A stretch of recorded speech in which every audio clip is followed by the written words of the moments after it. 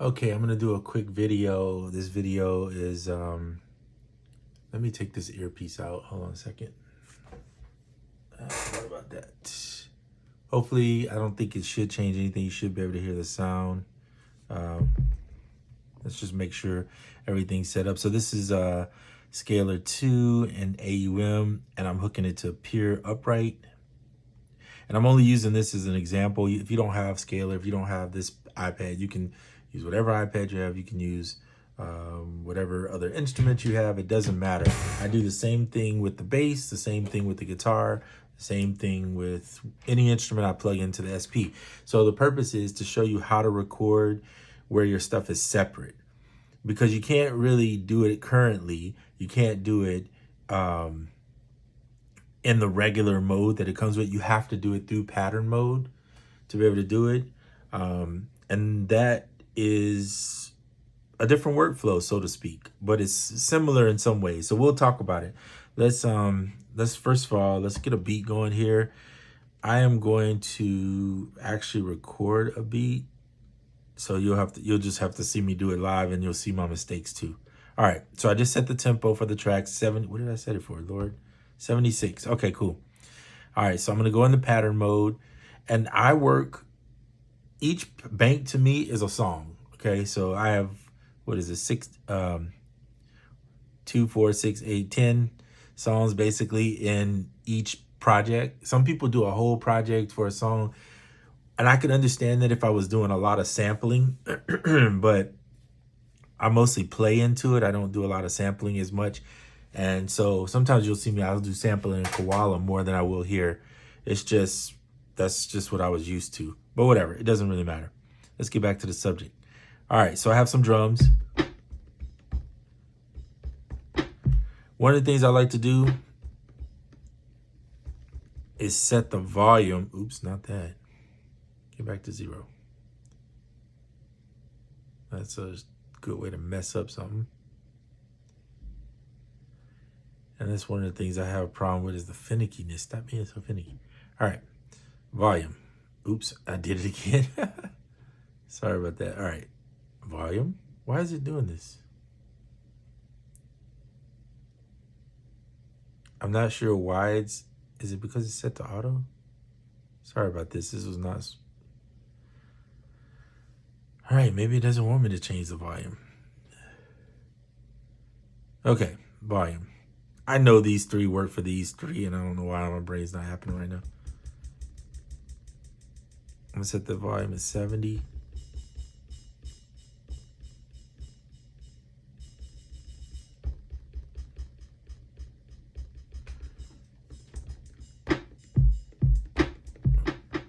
I'm gonna drop this down just a little bit.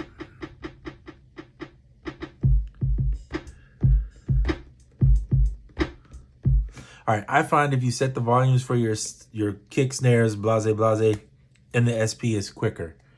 For me, it's like with Koala, you could go back and easily just turn the volume down. I think you can do it here, but sometimes I get confused. And once you record it, then you got to go back in and it's a pain in the butt sometimes. I will admit that. All right, pattern mode. You're in the same bank. Make sure you're in the same bank or it'll get confusing. We're on B. We're on B. If it's blinking, it would be G, right? All right, so we're going to hit record. So this part, you don't need to worry about anything. It's basic, right? You just hit record, and you're going to play in that pattern. Up here, these 2 buttons matter when you get ready to get started recording, especially when you're using an external instrument. But for right now, I mean, once we get to the resample portion, you'll see what I mean. For right now, we're just doing record because we're just going to record in the drums. So this blinking thing now says all these are free and that we can record, but we got to set it. Do we want the tempo to be 68? No, we don't. We want it to be 76 because that was the original. And see, that's the thing. The pattern tempo is not, it does not link up with the same thing as the regular tempo. So you have to change that and make sure it's there. Let's just do 2 bars for the sake of time. It's less to edit. Why won't it let me do 2 bars? Sometimes I'm wondering. I don't get this. Well, let's exit out. We're in pattern mode. Pattern, record. Oh, there we go. It had a moment there. That was weird. All right, 2 bars. What I do on the bars is I set my string to 100 on the initial to do the snare. Outside of that, yeah, it's up to you. If you can drum it in without having to do that, that's cool too. Here we go. Record.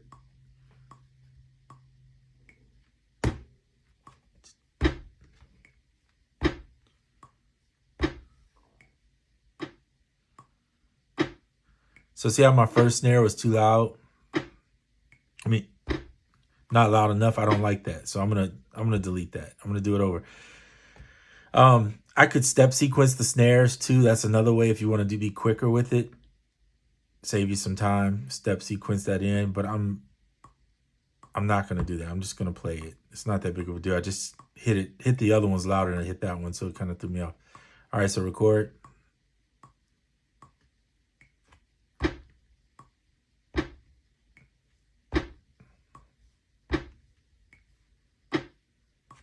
Then you can see right here, you can move the grid off. So if you want to move the grid off, move it off. If you want to leave it, I'll put it sometimes around 50 to do hats.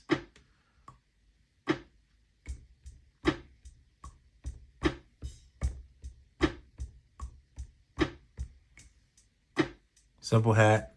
Turn the grid off for the kicks.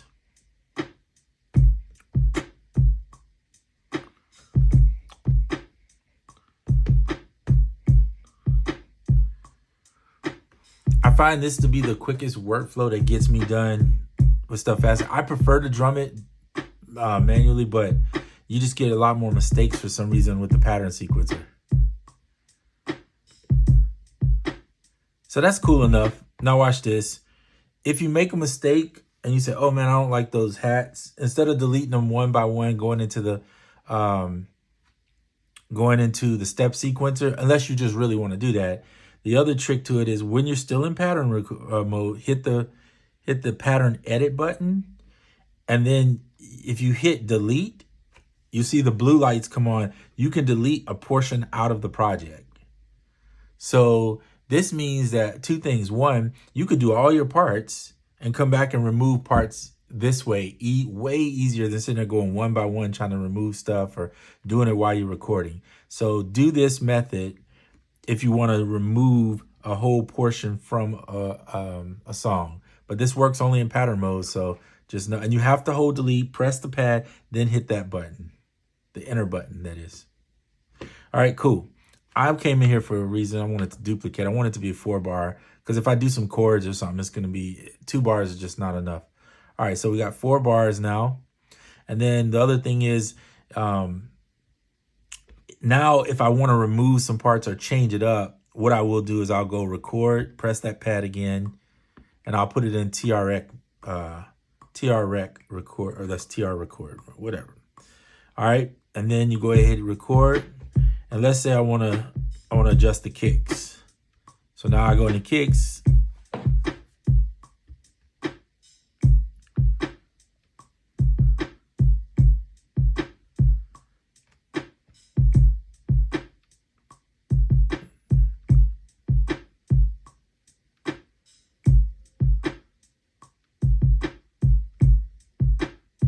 Let's see if I like this. That's cool.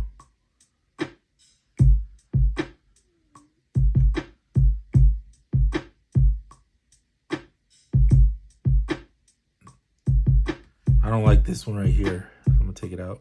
I'm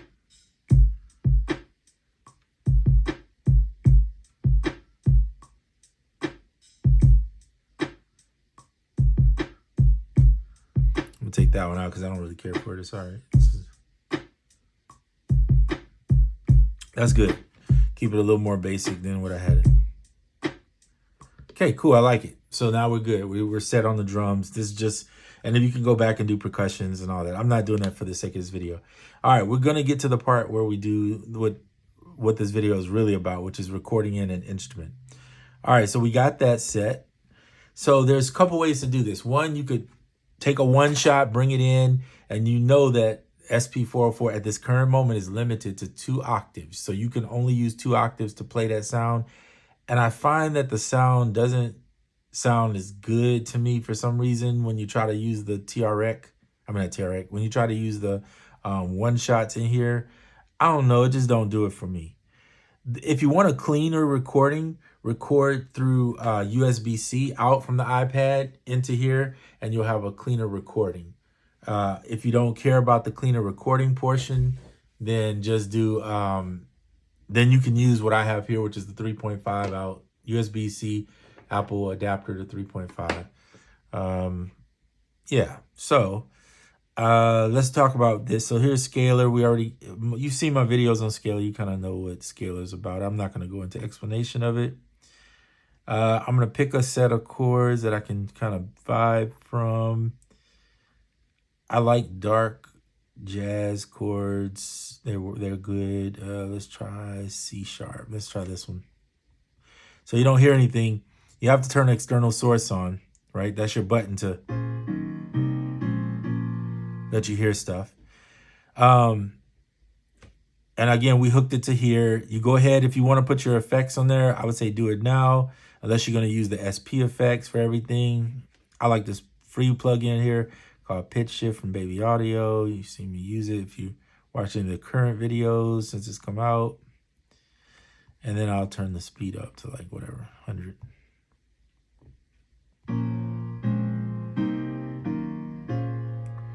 Kind of gives it an interesting like warble.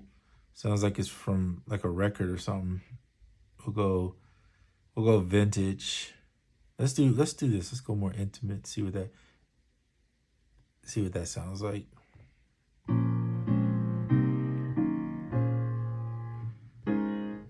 Interesting. All right, let's bring the speed down a little bit. So I'm kind of shaping the sound.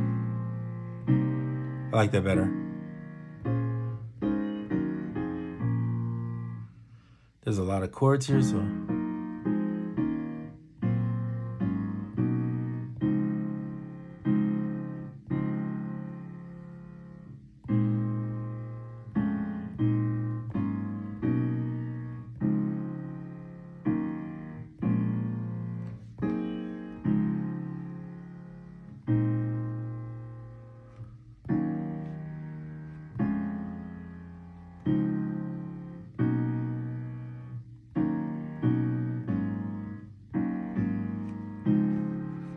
So if you're wondering, I'm picking chords that I like.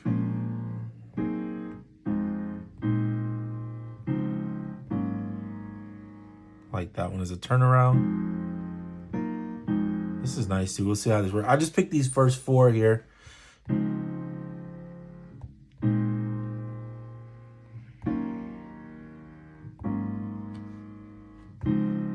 Right, that's a cool little 4 chord. I just picked 4 randoms. I didn't even sit here and I'm not looking at the numbers. I'm just listening to the sound and playing what I want. Because otherwise I'll play the same patterns every single time if I go off of what I know. 1 6 4 5, 1 4 5, all those combinations. Anyway, doesn't matter. You're not here for that. All right. Let's go back into here. So we want to be able to record this piano separate, but we need it to be in time with the beat. And I need to be able to hear the beat and do it at the same time without recording them together. If you use resample in here, it's just going to resample internally what's there. And you would have to have the chords on here. And then if they're not in time. So if you've seen my videos on Koala, what I would do is I would record 1 to one pad, 1 to another. And then I'd play them back in here. And that works. You can do that if you want to. Or the option is in here, if you want to play to the actual beat, we have to do it in pattern select. So I like to make a copy of a pattern so that if I mess up, I don't have to go back and redo the drums again. The drums are set and this is just a copy of it. Okay. So the way you do that is you use resample in pattern mode. But before you can resample, I'll show you that there's a key thing that you got to remember. Also, if you haven't done this, make sure your start in feature here, which I don't talk about hardly ever, is set. So Koala has a way you can auto trim from the beginning. You want that to be the case with the start end, that it's set up to where it trims at the beginning. Otherwise, you got a lot of work ahead of yourself trying to trim that front end off and then trim the back end off. It's way too much work. All right, and to get it precise, right? So if that's set, then that's obsolete for you to worry about. Let's get back to this.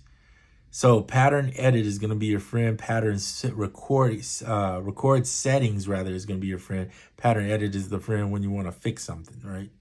So let's go to resample. Now, when it says resample, it's going to ask you which pad. These are my drums, so don't resample over your drums. They're not, the ones that are blinking are available.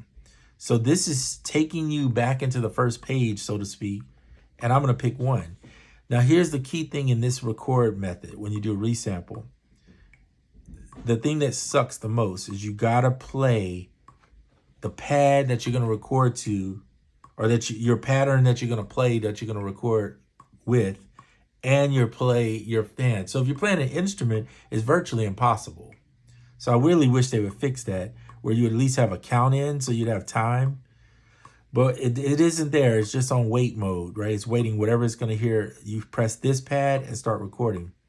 Before you do that, though, in order for it to work externally, you have to go to here. And you'll see record settings shows it's in mix. Mix means it's only playing what you play inside the machine. It's not going to play an external instrument. If you flip the middle knob, it says routing external in. That's where you have to be. So do external in and hit exit. Now you're back here, still waiting on you to trigger. So I'm going to do it at the same time and watch what happens.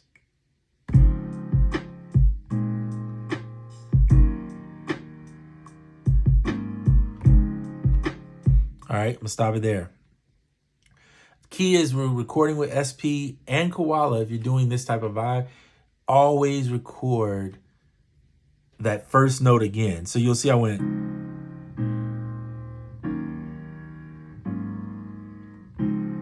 Right? That way you have a marker so you know where the loop starts. But record it in time that way. So here it is. It's here. It made it. And it's on gate, so take the gate off. I'm going to start here so you can see it.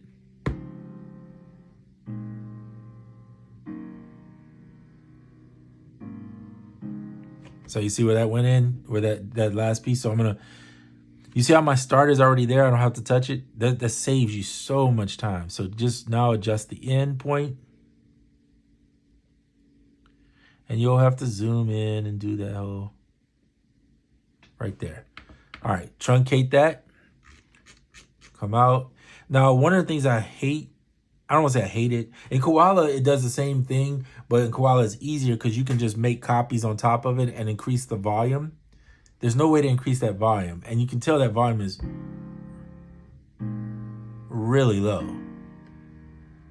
So the only way to increase the volume, oh, by the way, to test it, press loop and then hit the roll. It'll start at the end. Hold it down, it'll keep going.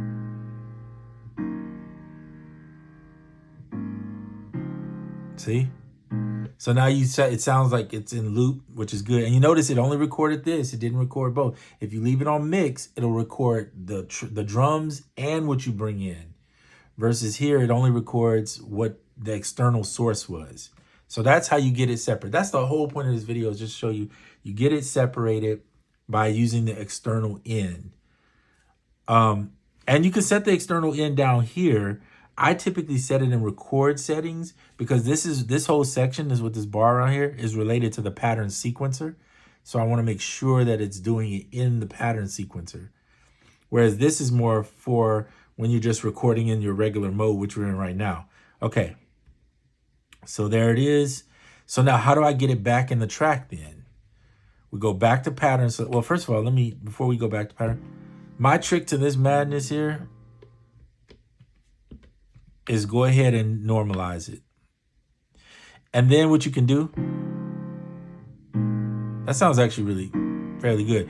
If the volume's too loud for you, then just go in here to your pitch envelope and turn the volume down in here.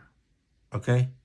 That's your option right now until they hopefully add something where you can adjust the gain. Like even if it's just by increments of 1 dB, 2 dB, or even downgrade the sound by going -1 dB, something like that. At least maybe in increments of up to 6 dB. And then after that, it could be just like straight normalize it. But anyway, it'd be nice to have that. All right, going back, pattern sequencer. So now we're going to use this is where the step sequencer comes in super handy. All right, make sure gate is off on your sample. If you don't turn gate off, if you have that loop still on, it won't work. So turn gate and loop off on the sample. Go into your setting here, and you're going to put it on this one, right? So we're going to hit record and press 2. Make sure it's in TRX. And then go ahead and hit record. It's going to play through the beat. Hit sub pad and this one, right? Now that means whatever you're playing this. So I'm going to bring the volume to about 60. That's my trigger. That's my spot. Adjust your velocity volume unless you're going to. Oh, you know what? This beat, did it not play all the way through? That's weird.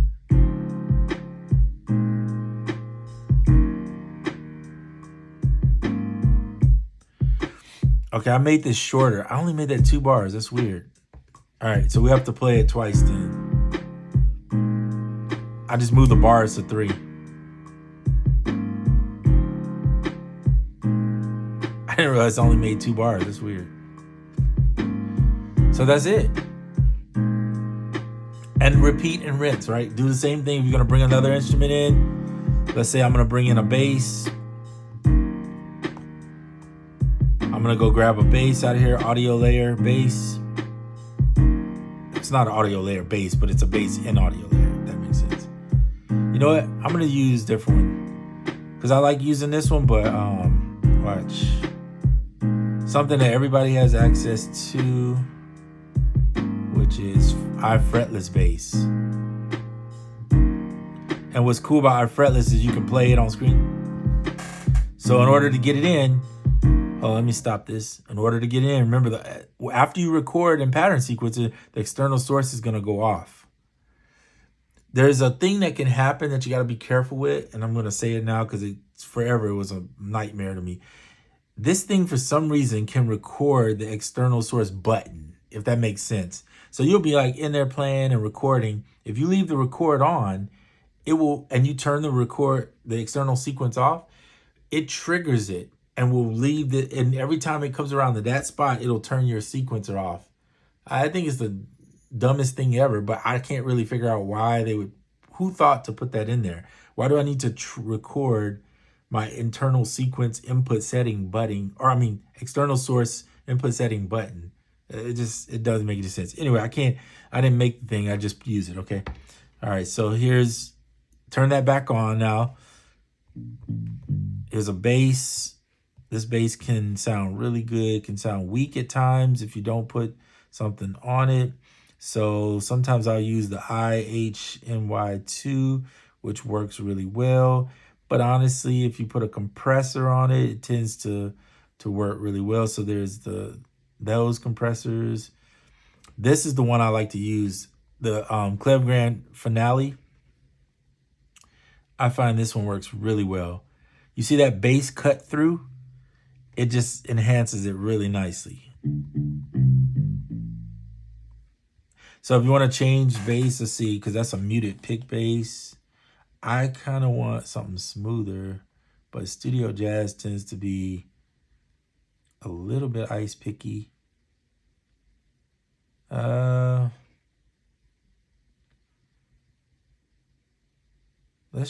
just try it. Oh, that's super there.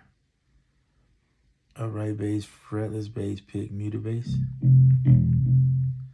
Nah, that ain't it. Let's go back to where we were. I guess we'll just stick with that one. Fingerstyle.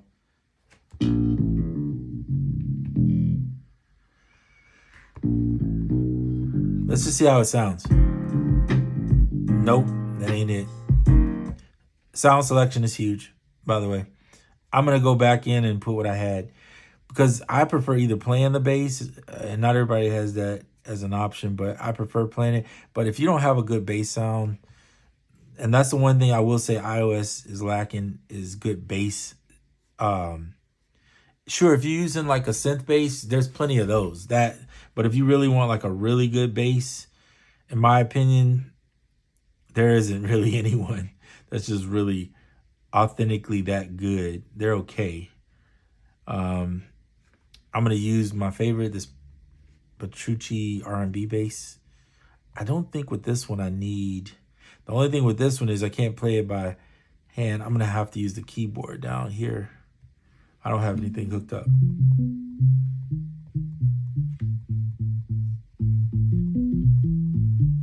So that thing really helped your bass cut through. So I'm gonna slide this keyboard down because I need to be on the bass here.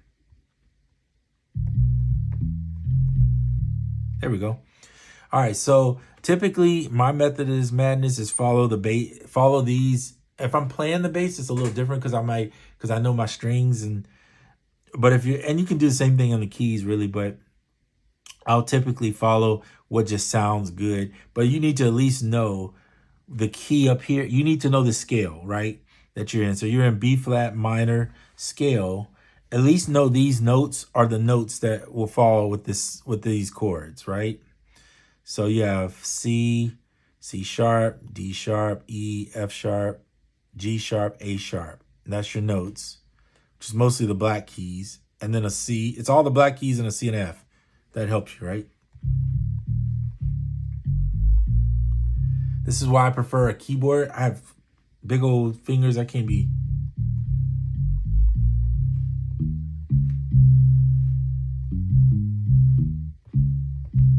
Play octaves. So what's the first chord? So D flat. When you have a slash, that means the bass note is the... Sorry about that. See, touching stuff.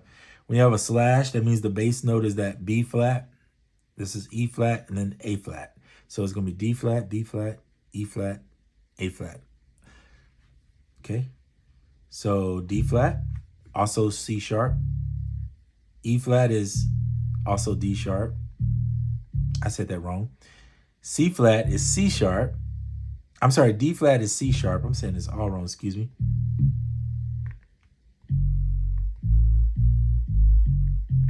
So it's C.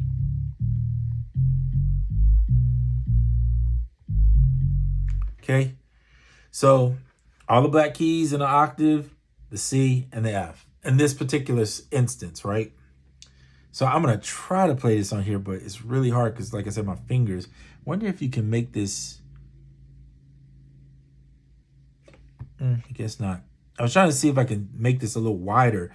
Like, I don't need this many octaves. Just give me 2 octaves and make the keys a little bit wider. And I don't really see a way to do that, unfortunately. All right. Well, sorry, I tried on that one. But anyway. All right, so let it play. And I like to fill out the music before I do anything.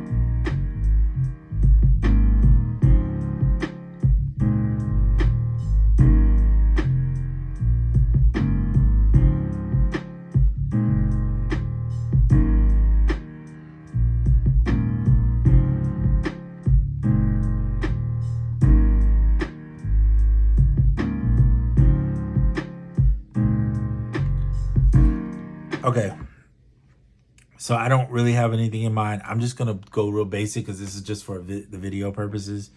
So D flat, B flat, E flat, A flat. D flat is here.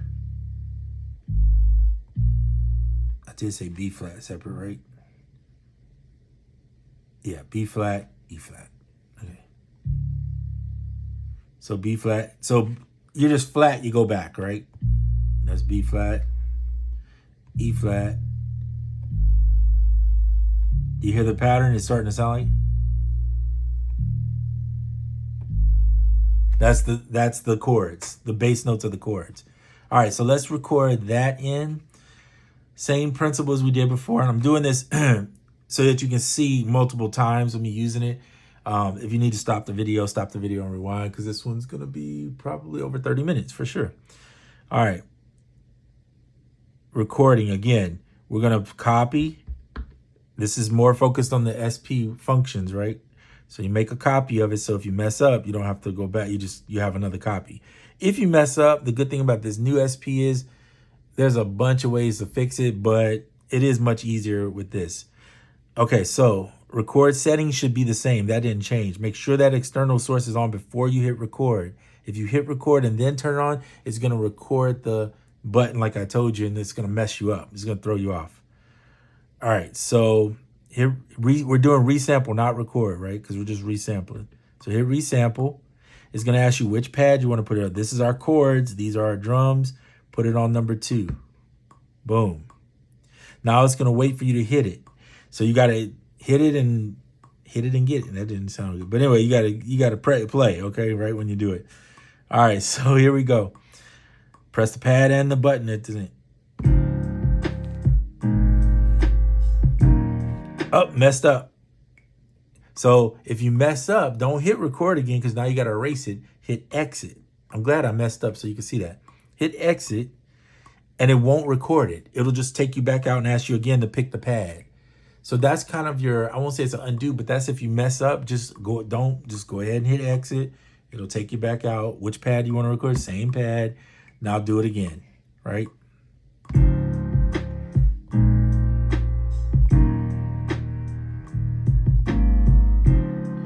Okay, I messed up again. I'll tell you why. Because I didn't follow my own rule. Play the next note. If you don't, you're going to be trying to figure it out. All right, so let's do it again.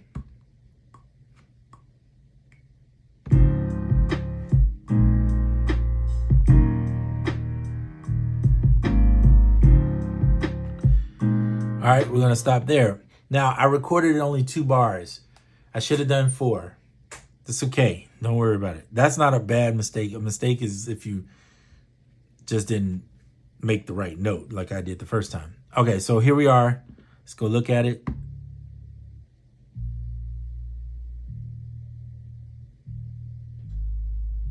Okay, so I can hear. I know it's hard for you to hear because the way these things are, it's not loud when you record in, which is something they could adjust. I think it's about right there. If you're unsure, the way to do it is don't truncate it, okay? Just leave it. Go in, do your normalization first off.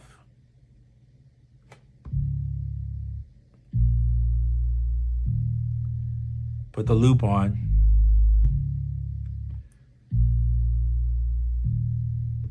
Okay, use the roll button.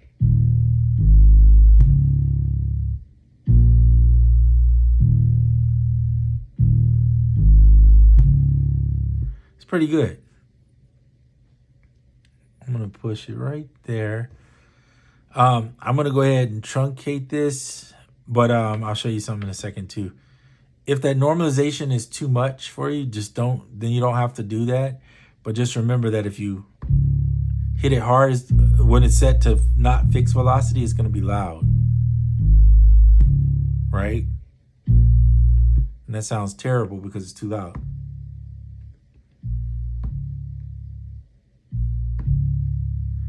That's why I like the velocity off. I have control over how loud it's gonna be.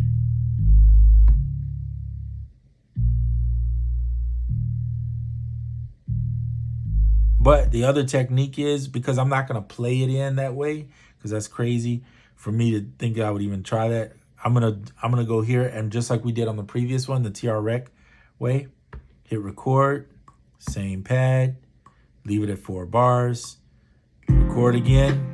Sub pad, pick the bass. Now, definitely don't record at 90. I'm gonna probably put mine more like 50 and try it that way.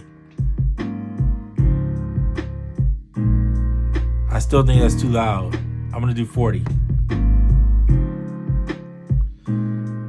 And I have to put it in on the 3 too, right?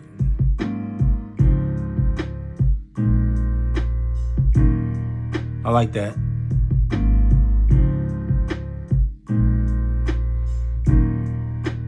I could even go, let's try 30.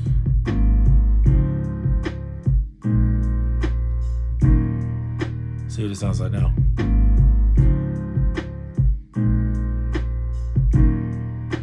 like that.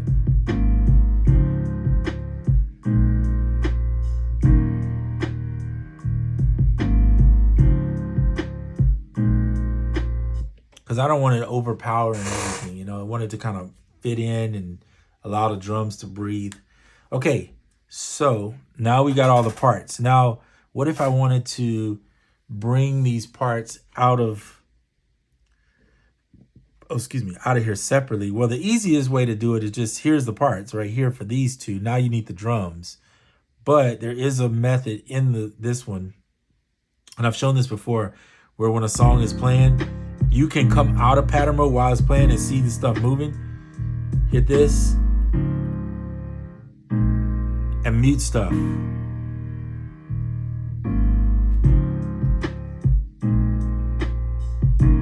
Kind of like Koala has a mute button that you can do. Shift reverse is your mute button. Okay, and you'll be going in and out of pattern select. So we're in the pattern.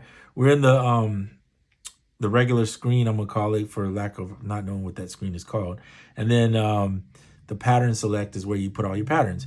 So the other option is to resample the drums, which is not hard because technically you already have your drums on this one pattern here. So you could just resample. But now if you're gonna do that, you gotta go back into pattern record settings. So let's say you're gonna resample, but you only wanna resample these drums. Then you have to go back in the record setting and turn the routing back to mix. And when you play it, it'll just record those drums. That makes sense, hopefully? I mean, technically, you don't have to do that. You could leave it on external in routing, but don't play anything over here while it's recording, or it's going to record that into it, if that makes sense. All right. So that's it. That's it for this video. So now you've kind of seen, that's my workflow in the SP. And it'll probably be my workflow until they enhance some more features on it to where it makes it a little bit easier. If they even do that, I wouldn't count on it. The best thing is learn what you got and just use that workflow. Oh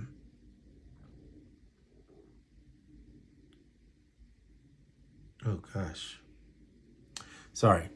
All right. So I got something I got to go take care of. I got to get off, but that's it for this video. I just wanted to do it. It's not a quick one. I can't do this quick. It's a process to show you. If I blaze through it and just do it fast, I don't think it would make sense to you, and you'd probably be asking me 100 questions, and you still might ask me 100 questions, but we'll see. Hopefully that made sense and you were able to pull something from it. And yeah, that's the workflow on the go. All right, I'm out.